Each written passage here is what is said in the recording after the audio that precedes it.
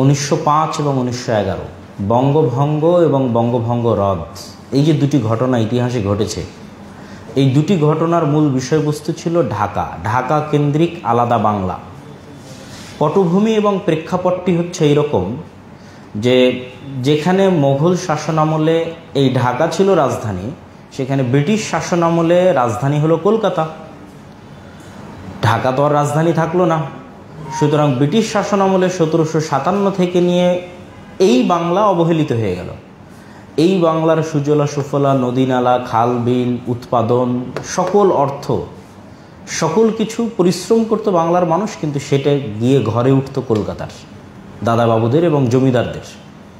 তাদের আরাম এবং আয়েশের সামান জোগাত এই বাংলার মাজলুম কৃষক, চাষা, ভূষারা। তো এই যে এই বাংলা হঠাৎ করে মুঘল শাসনামল থেকে ব্রিটিশ শাসনামলে অবহেলিত হয়ে গেল, এই বাংলাকে অবহেলা থেকে রক্ষার জন্য ব্রিটিশরা প্ল্যান করলো যে বাংলাকে দুই ভাগে ভাগ করে দেওয়া হোক, মুসলমানদের নিয়ে একটা আলাদা বাংলা করা হোক, আর মুসলমান যেখানে সংখ্যাগরিষ্ঠ নয় তাদের নিয়ে একটা আলাদা বাংলা হোক, কলকাতা কেন্দ্রিক। তো সেই যে বাংলা মুসলমানদেরকে কেন্দ্র করে গড়ে উঠতো, ওই বাংলার রাজধানী হতো ঢাকা এবং ঢাকা কেন্দ্রিক বাংলা, আজকে যে ঢাকায় আমরা আছি। কিন্তু এই বঙ্গভঙ্গ যেহেতু জমিদারদের স্বার্থে আঘাত হানত, হিন্দু জমিদারদের, ফলত তারা এটির বিরুদ্ধে তাদের যে বড় একটা অবস্থান, সেই অবস্থান তারা তুলে ধরলেন। এবং সেই অবস্থান তুলে ধরতে গিয়ে যে আন্দোলনটা সংঘটিত হলো, সেই আন্দোলনকে বলা হয় স্বদেশ আন্দোলন বা স্বদেশী আন্দোলন। এই স্বদেশী আন্দোলনটা বঙ্গভঙ্গের বিরুদ্ধে শুরু হয় এবং একটি সাম্প্রদায়িক আন্দোলনের রূপ নেয়, তথা হিন্দুত্ববাদী সাম্প্রদায়িক আন্দোলন। এবং এই আন্দোলনের সবচেয়ে বেশি যিনি ভূমিকা রাখেন, বঙ্কিমচন্দ্র চট্টোপাধ্যায়। তিনি এই আন্দোলনের লক্ষ্যে কবিতা লেখেন, বন্দে মাতারাম। এবং ঠিক বঙ্কিমচন্দ্রোপাধ্যায়ের সাথে কাঁধে কাঁধ মিলিয়ে আরও এই আন্দোলনে ভূমিকা রাখেন রবীন্দ্রনাথ ঠাকুর, যিনি আজকে আমাদের এই বিষয়বস্তুর আলোচনার অংশ। এবং রবীন্দ্রনাথ ঠাকুর সেই পরিপ্রেক্ষিতে একটি কবিতা লেখেন আমার সোনার বাংলা নামে। যেই কবিতাটি তিনি ঢাকা কেন্দ্রিক যে বাংলা আলাদা করতে চাওয়া হয়েছিল এই পূর্ব বাংলার মুসলমানদের জন্য, সেটি যেন আলাদা না করা হয়, বরং উভয় বাংলা যেন অখণ্ড ভারতের অধীনে এক থাকে, সেই চিন্তাকে সামনে রেখে তিনি এই কবিতাটি রচনা করেন।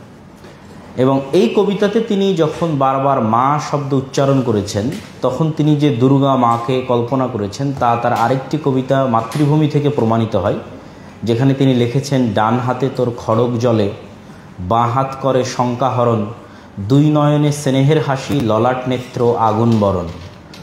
ওগো মা তোমার কি মূর্তি আজ দেখিরে, তোমার দুয়ার আজ খুলে গেছে সোনার মন্দিরে।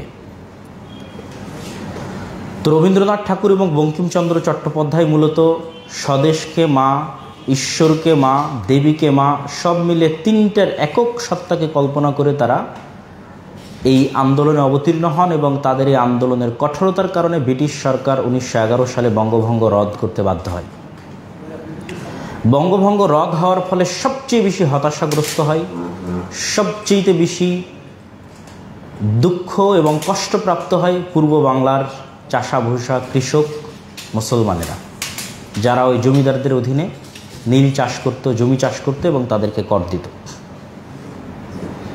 তখন এই বাংলার মুসলমানদের সান্ত্বনা দেওয়ার জন্য ব্রিটিশরা একটি বিশ্ববিদ্যালয় ব্রিটিশদের কাছ থেকে দাবি করেন নবাব স্যার সলিমুল্লাহ, যে আপনারা যেহেতু আমাদের ঢাকা কেন্দ্রিক আলাদা বাংলা করে দিতে পারলেন না, অন্তত আমাদের সন্তানদের শিক্ষার জন্য একটা বিশ্ববিদ্যালয়ের ব্যবস্থা করে দেন।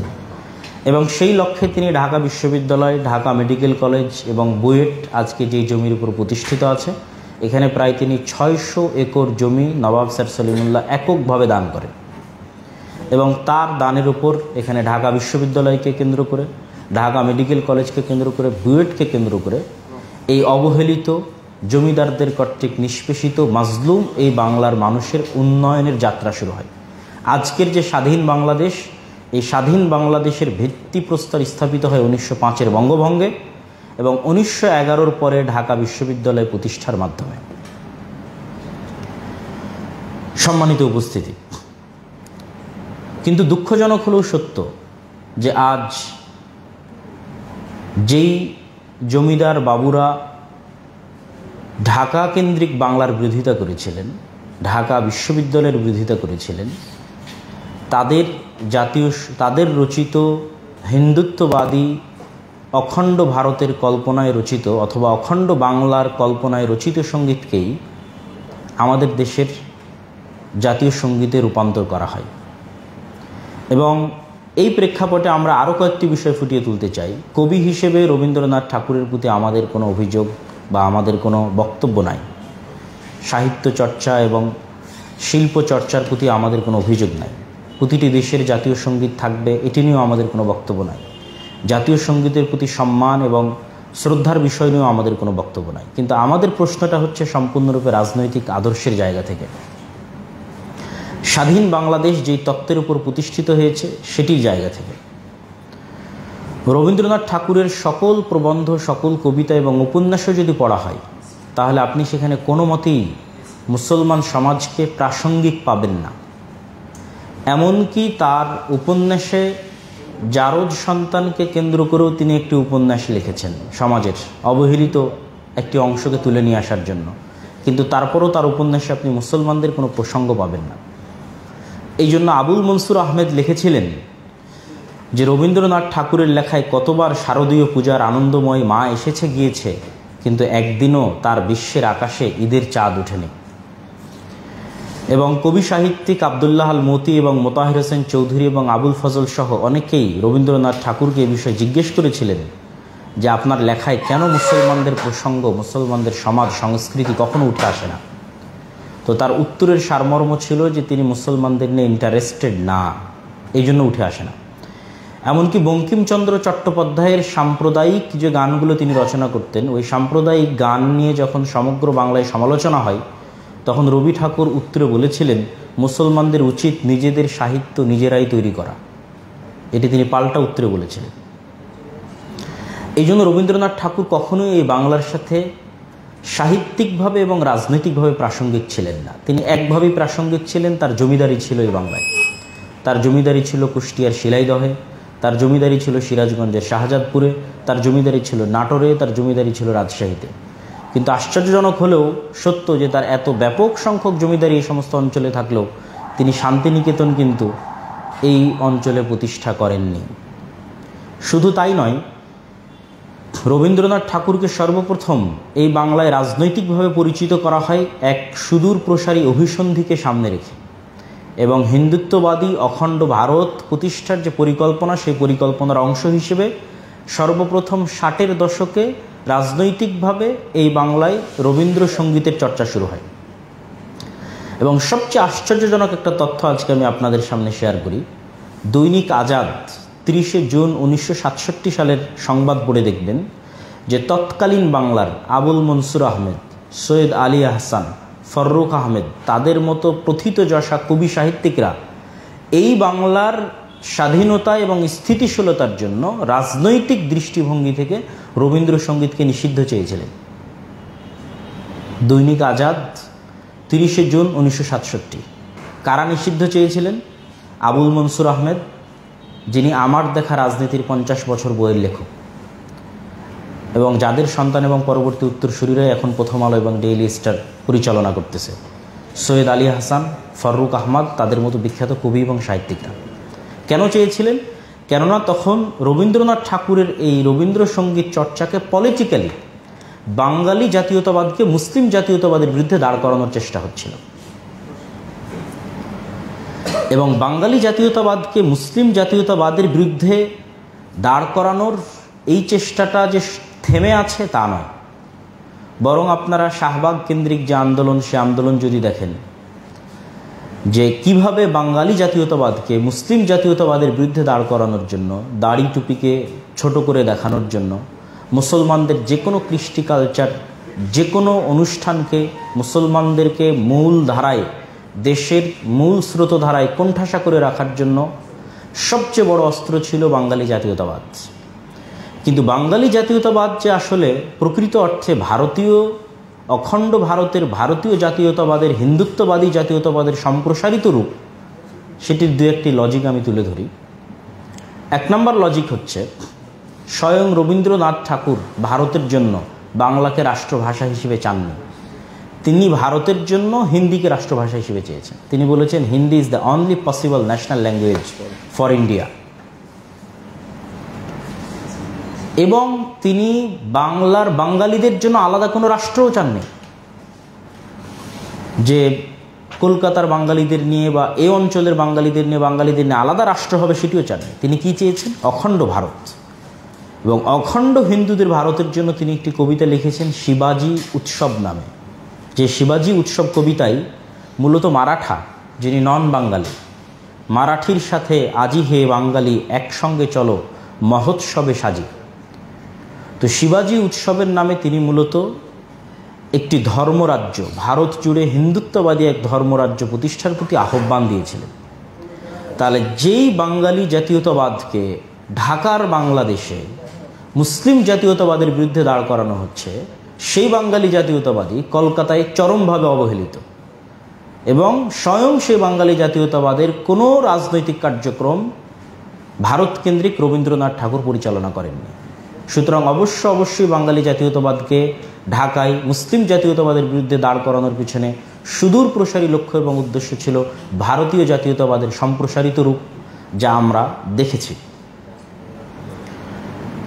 সম্মানিত উপস্থিতি, রবীন্দ্রনাথ ঠাকুরের জমিদারিতে মুসলিম প্রজারা যে মাজলুম হতেন, অত্যাচারিত হতেন, নির্যাতিত হতেন, তার অসংখ্য দলিল এবং প্রমাণ আছে। কবি সমর সেন তার সম্পাদিত ইংরেজি পাক্ষিক পত্রিকা ফ্রন্টিয়ারে ঠাকুর জমিদারিতে প্রজা নির্যাতনের অসংখ্য প্রতিবেদন তুলে ধরেছেন, এবং তৎকালীন যুগে তুলনামূলক অন্য জমিদারির চাইতে প্রজার প্রতি বেশি কর হার নির্ধারণ করতেন ঠাকুর বাড়ির জমিদাররা। কুষ্টিয়ার কাঙ্গাল হরিনাথ তিনি তার গ্রাম বার্তা পত্রিকায় কুষ্টিয়া কেন্দ্রিক যে ঠাকুর বাড়ি ছিল ঠাকুর জমিদারদের, সেখানে কি পরিমাণ জুলম এবং নির্যাতন হতো সেটি তুলে ধরেছেন। শুধু তাই নয়, আমাদের পল্লী কবি জসীমউদ্দিন একবার রবীন্দ্রনাথ ঠাকুরের শান্তিনিকেতনে বেড়াতে গেছিলেন।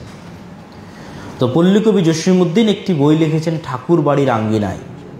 এই ঠাকুর বাড়ির আঙ্গিনা পড়ে দেখবেন, সেখানে পল্লী কবি জসীমউদ্দিন দুঃখ, ভারাক্রান্ত এবং ব্যর্থ মনোরথ হৃদয় নিয়ে তিনি লিখেছেন কিভাবে শুধু মুসলমান হওয়ার কারণে পল্লী কবি জসীমউদ্দিনকে শান্তিনিকেতন থেকে অপমান করে বের করে দেওয়া হয়, শুধু মুসলমান হওয়ার কারণে, রবীন্দ্রনাথ ঠাকুরের শান্তিনিকেতন থেকে। সম্মানিত উপস্থিতি, তাহলে আমরা যদি আমাদের এই স্বাধীন বাংলাদেশের অতীত ইতিহাস থেকে নিয়ে শুরু করে বর্তমান প্রেক্ষাপট পর্যন্ত এবং সর্বশেষ 1971 থেকে 2024 পর্যন্ত যদি আমরা দেখি, তাহলে 1971 থেকে 2024 পর্যন্ত আমরা দেখব ভারতীয় আধিপত্যবাদের এক ভয়ঙ্কর রূপ। যেই বাঙালি জাতীয়তাবাদের নামে, যেটিকে মুসলিম জাতীয়তাবাদের বিপরীতে দাঁড় করিয়ে মুসলমানদেরকে এই দেশের মূল স্রোতে কোণঠাসা করে রাখা হয়েছিল, সেই জাতীয়তাবাদকে সামনে রেখে আমাদের এই বাংলাদেশে কি পরিমাণ আধিপত্যবাদের জুলম এবং অত্যাচার আমরা সহ্য করেছি, তার জ্বলন্ত উদাহরণ হচ্ছে ফারাক্কাবাদ। শতাধিক নদী হত্যার জন্য দায়ী ফারাক্কাবাদ বাংলাদেশে। তিস্তা নদীর ন্যায্য হিস্সা নাই, যখন তখন সীমান্তে গুলি করে হত্যা। ফ্যাসিবাদের যে দীর্ঘ 16 বছরের যে যাত্রা, এই দীর্ঘ 16 বছরের যাত্রায় নগ্ন সহযোগী কারা ছিল, এবং যত রকমের গণহত্যায় বাংলাদেশে হয়েছে, শাপলার গণহত্যা অথবা জুলাইয়ের গণহত্যা, এগুলোর পিছনে সবচেয়ে বড় সহযোগী কারা ছিল, সেই সকল প্রেক্ষাপটকে সামনে রেখে যদি আমরা সর্বশেষ যে জুলাই আন্দোলন, এই জুলাই আন্দোলনের সাথে কানেক্টেড করি, তাহলেও আপনারা দেখবেন যে এই জুলাই আন্দোলনেও রবীন্দ্রনাথ ঠাকুরের এই জাতীয় সঙ্গীত অপ্রাসঙ্গিক ছিল। অপ্রাসঙ্গিক ছিল মানে জুলাই আন্দোলনের এমন একটা চিত্র আমাদের সামনে আসেনি যেখানে এই জাতীয় সঙ্গীত গেয়ে আন্দোলনে মানুষ উজ্জীবিত হচ্ছে, বরং তার বিপরীতে কবি নজরুল ইসলামের, আমাদের বিদ্রোহী কবি, জাতীয় কবি নজরুল ইসলামের কারার ওই লৌহ কপাট থেকে শুরু করে তার যে কবিতাগুলো আছে সেই কবিতাগুলোই এই 24 জুলাই আন্দোলনে ছাত্র জনতাকে ব্যাপকভাবে উদ্বেলিত, আন্দোলিত এবং উৎসাহিত করেছে, যা প্রমাণ করে নজরুল ইসলাম এবং তার কবিতা এই বাংলার শিক্ষা, সভ্যতা এবং সংস্কৃতির সাথে বেশি প্রাসঙ্গিক এবং কানেক্টেড। এবং সর্বশেষে আমরা যে বিষয়টি তুলে ধরতে চাই সেটি হচ্ছে, আমরা যদি আমাদের সারমর্ম বক্তব্যে যাওয়ার পূর্বে 1905, 1911 এবং 1947 এই তিনটাকে যদি আমরা সামারি করি, তুলনা করি, যেখানে 1905-এ রবীন্দ্রনাথ ঠাকুরেরা চাইলেন দুই বাংলা এক থাক, সেই রবীন্দ্রনাথ ঠাকুরেরাই বাঙালি জাতীয়তাবাদের নামে দুই বাংলা এক চাইলেন। তারাই 1947-এ শেরে বাংলা একে ফজলুল হকের সাথ দিলেন না যে দুই বাংলা এক থাক। তাহলে তখন বাঙালি জাতীয়তাবাদ কোথায় গেল? শেরে বাংলা একে ফজলুল হক ব্যাপকভাবে চেষ্টা করেছিলেন যে আমরা ভারতের সাথেও নয়, পাকিস্তানের সাথেও নয়, ঢাকা এবং কলকাতা মিলে সম্পূর্ণ স্বতন্ত্র স্বাধীন বাংলাদেশ প্রতিষ্ঠা করব। কিন্তু শেরে বাংলা একে ফজলুল হকের এই ডাকে কলকাতার দাদাবাবুরা কেউ সাড়া দেননি। তাহলে আপনারাই 1905 এবং 1911-তে আমার সোনার বাংলা লেখে, বন্দে মাতারাম লেখে, এই বাংলাকে মা কল্পনা করে, দেবী কল্পনা করে, ঈশ্বর কল্পনা করে, দুর্গা দেবী কল্পনা করে তার চরণে পা ঠেকানোর মতো আবেগময় কবিতা লেখে মুসলমানদের জন্য ঢাকা বিশ্ববিদ্যালয় হতে দিতে চাইলেন না, মুসলমানদের জন্য ঢাকা কেন্দ্রিক আলাদা একটা রাজ্য এবং দেশ হতে দিতে চাইলেন না। সেই আপনারাই 1947 সালে অখণ্ড বাংলা প্রতিষ্ঠিত হোক তাতে সাথ দিলেন না। তাহলে কি বোঝা গেল? তাহলে বোঝা গেল বাঙালি জাতীয়তাবাদের মূল লক্ষ্য ভারতীয় জাতীয়তাবাদ। আপনারা তো ঠিকই অখণ্ড ভারতের অন্তর্ভুক্ত হয়ে হিন্দিকে রাষ্ট্রভাষা ঘোষণা করে এবং বাংলাকে অখণ্ড ভারতের অন্তর্ভুক্ত করে হিন্দুত্ববাদী জাতীয়তাবাদের দিকে এগিয়ে গেলেন। সম্মানিত উপস্থিতি, সর্বশেষ এই স্বাধীন বাংলাদেশের পর যে সমস্ত ষড়যন্ত্র হয়েছিল তার মধ্যে যেমন প্রবাসী সরকারের সাথে 7 দফার যে গোপন চুক্তি, যেখানে বাংলাদেশ সেনাবাহিনী নামে কোনো সেনাবাহিনী থাকবে না, এই মর্মে যে গোপন চুক্তি ছিল, সেই গোপন চুক্তি থেকে শুরু করে সেই সুদূর প্রসারী ষড়যন্ত্রগুলোর মধ্যে অন্যতম একটি ষড়যন্ত্র ছিল এই গানটিকে জাতীয় সঙ্গীত হিসেবে রূপায়ণ করা। ইবনে গোলাম সামাদ নামক একজন বিখ্যাত সাহিত্যিক চিন্তক, তিনি বলেছেন এটি ছিল ইন্দিরা গান্ধীর প্রস্তাব। তিনি সুদূর প্রসারী চিন্তা করে এটিকে বাংলাদেশের জাতীয় সঙ্গীত করেছিলেন, যাতে রবীন্দ্রসঙ্গীত চর্চার মাধ্যমে ভারতের প্রভাব বাংলাদেশে বাড়ে। এবং তিনি রবীন্দ্রনাথকে শুধু কবি হিসেবে দেখেননি, বরং রাজনীতি হিসেবে প্রয়োগ করার চেষ্টা করেছেন। কবি হিসেবে রবীন্দ্রনাথ ঠাকুরের প্রতি আমাদের কোনো অভিযোগ নাই, তবে রবীন্দ্রনাথের রাজনীতি বাংলাদেশ বিরোধী, হিন্দুত্ববাদী, অখণ্ড ভারতের রাজনীতি। আর তার রচিত আমার সোনার বাংলা গান একটি অখণ্ড বাংলার জন্য রাজনৈতিক হিন্দুত্ববাদী সঙ্গীত, যা ভারতীয় আধিপত্যবাদের সাংস্কৃতিক রূপ হিসেবে বাংলাদেশের জাতীয় সঙ্গীতে পরিণত হয়েছে। বাংলাদেশ এবং বাংলাদেশের মানুষের যে দীর্ঘ ব্রিটিশ বিরোধী, জমিদার বিরোধী আন্দোলন, ইতিহাস ঐতিহ্য, স্বাধীন সুলতানি আমলের ইতিহাস ঐতিহ্য, মোঘল শাসন আমলের ইতিহাস ঐতিহ্য এবং এই দীর্ঘকালের রাজনৈতিক বয়ানকে যদি আমরা সামনে রাখি, শেরে বাংলাকে ফজলুল হক, হোসেন শহীদ সোহরাওয়ার্দী থেকে শুরু করে এই পুরো সময়ের রাজনৈতিক বয়ানকে যদি আমরা সামনে রাখি, তাহলে আমরা এক বাক্যে বলতে চাই যে রবীন্দ্রনাথ ঠাকুরের এই জাতীয় সঙ্গীতকে বাংলাদেশের জাতীয় সঙ্গীত করা ঢাকার অপমান, ঢাকা বিশ্ববিদ্যালয়ের অপমান, শেরে বাংলা একে ফজলুল হকের অপমান, জমিদার বিরোধী আন্দোলনের নেতৃত্ব দানকারী মীর নেসার আলী তিতুমির, হাজী শরীয়তুল্লাহদের মতো অসংখ্য বিপ্লবীদের অপমান। অতএব পৃথিবীর অন্যান্য দেশে রাশিয়ার মতো, জার্মানের মতো এই সমস্ত উন্নত রাষ্ট্রে জাতীয় সঙ্গীত পরিবর্তন হওয়ার নমুনা আছে। আমাদের দেশেই সংবিধান পরিবর্তন হয়েছে অসংখ্যবার। জাতীয় সঙ্গীত এবং সংবিধান কোরআনের মতো কোনো ওহী নয় যেটি অপরিবর্তনযোগ্য। অতএব আমরা জুলাই আন্দোলন পরবর্তী বাংলাদেশে যেখানে সংস্কারের কাজ চলতেছে, সংশোধনের কাজ চলতেছে, সেখানে আমরা বাংলাদেশের মানুষের উপর শেরে বাংলার যে দায় আছে, বাংলাদেশের মানুষের উপর নবাব স্যার সলিমুল্লাহর যে দায় আছে, ঢাকা বিশ্ববিদ্যালয় এবং ঢাকাবাসীর উপর যে ঋণ আছে, মীর নেসার আলী তিতুমির, হাজী শরীয়তুল্লাহ, সেই তাদের এই অবদানের মুখে চপেট আঘাত হচ্ছে এই জাতীয় সঙ্গীত। অতএব আমরা সরকার মহোদয়ের প্রতি উদাত্ত আহ্বান জানাতে চাই যে বাংলাদেশের যে সঠিক রাজনৈতিক আদর্শ এবং রাজনৈতিক বয়ান সেটিকে সামনে রেখে আমরা বলতেছি না যে আপনি একবারই পরিবর্তন করে ফেলেন, আপনি অন্তত জনমত যাচাই করেন, গণভোট আয়োজন করতে পারেন। জনমত যাচাইয়ের মাধ্যমে, গণভোট আয়োজনের মাধ্যমে আপনি দেখেন যে এই দেশের মানুষ কি চায়, এই দেশের মানুষের জীবনযাত্রার সাথে, সংস্কৃতির সাথে কার কবিতা, কার লেখা বেশি প্রাসঙ্গিক এবং বেশি কানেক্টেড। সেই দৃষ্টিকোণ থেকে আপনারা অবশ্যই উদ্যোগ গ্রহণ করবেন যেন বাংলাদেশের যে অখণ্ডতা, বাংলাদেশের যে সার্বভৌমত্ব, ঢাকা কেন্দ্রিক স্বাধীন মুসলিম বাংলার যে গোড়াপত্তন, স্বাধীন সুলতানি শাসনামলের ইতিহাস ঐতিহ্য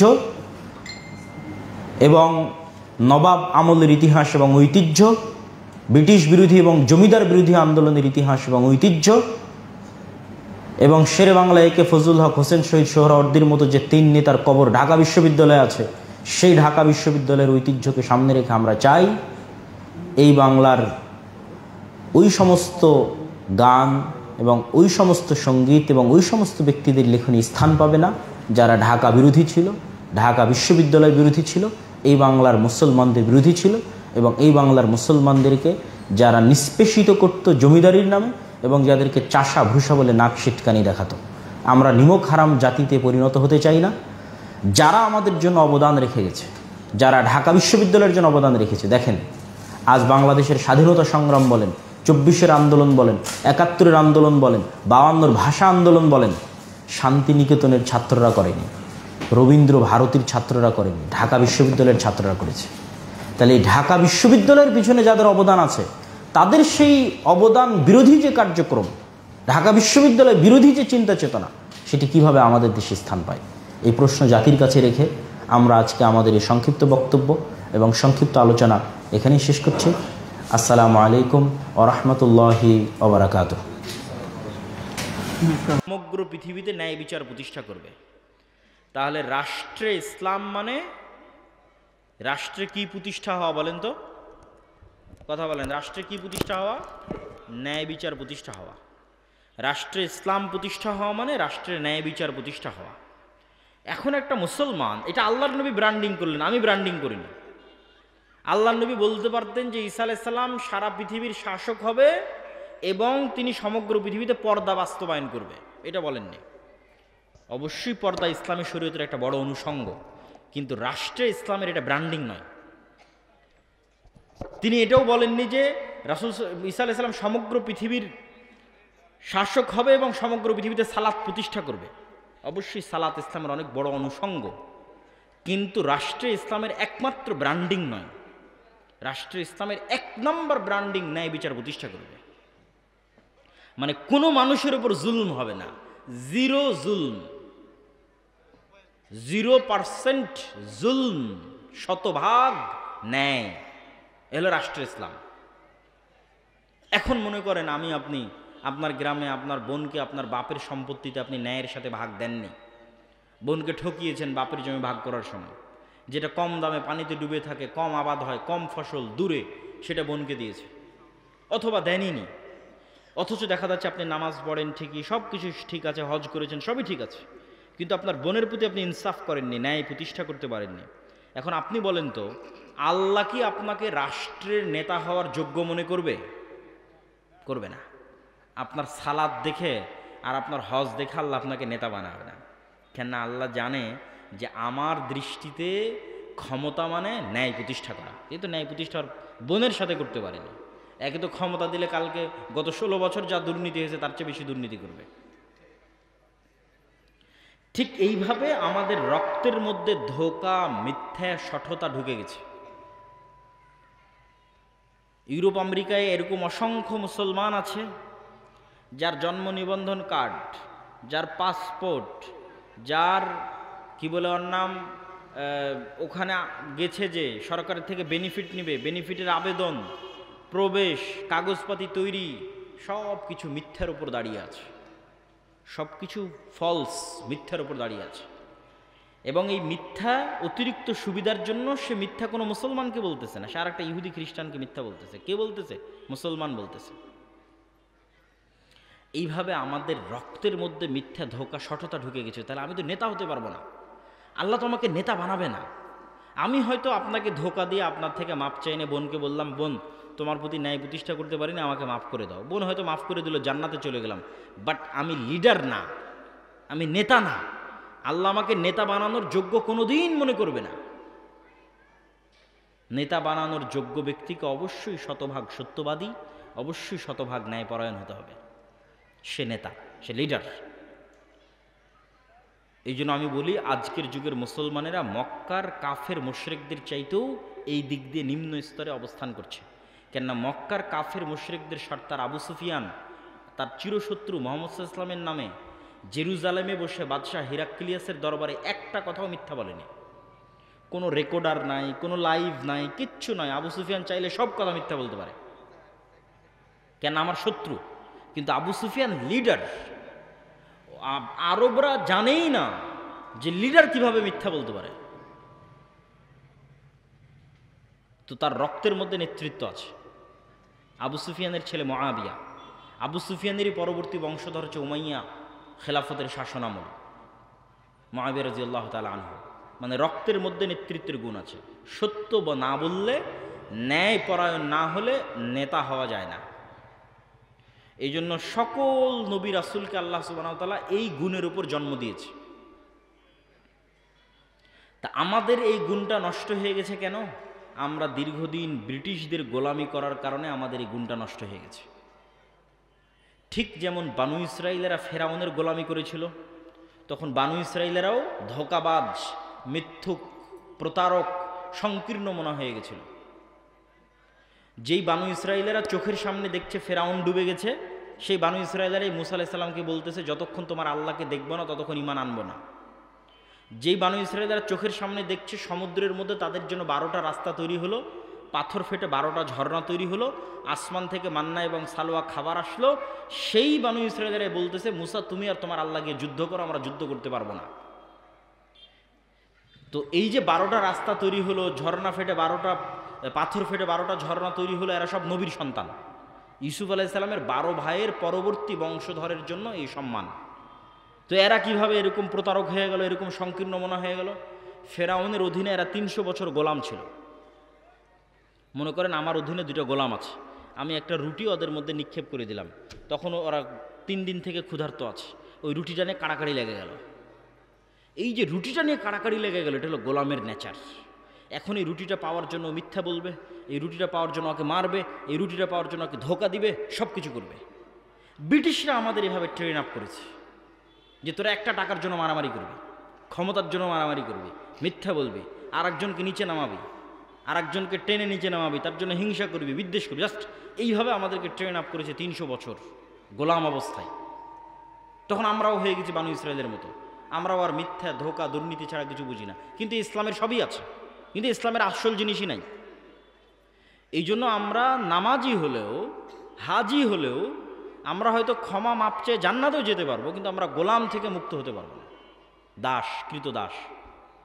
এই জন্য ফিলিস্তিনে 50,000 মুসলমানকে হত্যা করা হয়েছে গত 1.5 বছরে। ইসরায়েল হত্যা করেছে, ঠিক যেভাবে ফেরাউন বানু ইসরায়েলকে জবাই করতো। ইউযাব্বিহুনা আবনাকুম ওয়া ইস্তাহিউনা নিসাআকুম, তাদের পুরুষ সন্তানদের জবাই করতো, মেয়ে সন্তানদের বাঁচিয়ে রাখতো। আমাদের অবস্থা ওই জায়গায় পৌঁছে গেছে, কেননা আমাদের নেতৃত্বের গুণাবলী আমরা হারিয়ে ফেলেছি।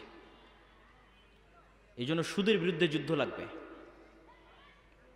এই জন্য শিক্ষা লাগবে। কেননা সুদ মানুষকে মিথ্যা বলা শিখায়। এটা আমি বলছি না, রাসূল সাল্লাল্লাহু আলাইহি ওয়াসাল্লাম বলেছে। রাসূলুল্লাহ সাল্লাল্লাহু আলাইহি ওয়াসাল্লাম প্রত্যেকটা দোয়ায় বলতেন, আল্লাহুম্মা ইন্না আউযু বিকা মিনাল মা'সামি ওয়াল মাগরাম। আল্লাহ, আমি কর্জ থেকে বাঁচতে চাই, গুনাহ থেকে বাঁচতে চাই। তো কর্জ থেকে বাঁচতে চাই, কিভাবে কর্জ থেকে বাঁচতে চাই? আল্লাহর নবী, আপনি কেন এত কর্জ থেকে বাঁচতে চান? তো রাসূল সাল্লাল্লাহু আলাইহি ওয়াসাল্লাম বলছে, মানুষ যদি আজ কর্জ নেওয়া শুরু করে, কাল মিথ্যা বলা শুরু করবে। তাহলে কর্জ মিথ্যার প্র্যাকটিস দেয়, সুদ ভিত্তিক লোন মিথ্যার প্র্যাকটিস দেয়। তাহলে আজকে আমি মিথ্যা বলছি মানে আমি তো কালকে নেতা হতে পারবো না। আমার ছেলে মিথ্যা বলছে মানে কিস্তির লোক আসছে, বলে দাও তোমার আব্বা বাড়িতে নাই, বা আব্বা অসুস্থ বা আব্বা শ্বশুর বাড়ি গেছে, তাহলে আমার ছেলেকেও মিথ্যা বলা শেখাচ্ছে, আমার বউকেও ওই কিস্তির টাকা থেকে বাঁচানোর জন্য মিথ্যা বলা শেখাচ্ছে। তাহলে মিথ্যার কালচার শুরু হয়ে গেছে, মানে আমি অন্তত লিডার হতে পারবো না, অন্তত নেতা হতে পারবো না। এই নেচারগুলো হচ্ছে গোলামের নেচার। এবং এটা আমি রিয়েলাইজ করেছি যখন ইউরোপে দেখেছি আমাদের আফ্রিকান মুসলিম ভাইয়েরা, তারা আমাদের চাইতে দুর্নীতিতে, ছিনতাইয়ে, চুরিতে, ধোকাতে আমাদের চেয়ে নিম্ন স্তরের, মানে আমাদের চেয়ে খারাপ অবস্থায়। তো এতেই পার্থক্য কেন? তো ফ্রান্স, ইতালি, স্পেন আমাদের উপর ইংল্যান্ড যা জুলুম করেছে, ফ্রান্স, ইতালি, স্পেন আফ্রিকান মুসলমানদের উপর তার চেয়ে 3 গুণ জুলুম করেছে। তাহলে ওদেরকে এমন গোলাম বানিয়েছে যে ওদের রক্ত এমনভাবে নষ্ট হয়ে গেছে, মিথ্যা রক্তের সাথে, ধোকা দুর্নীতি রক্তের সাথে মিশে গেছে। তা আমিও যখন মুসলমানদের স্বভাব দেখি তখন আমি আশ্চর্য হই। এই গত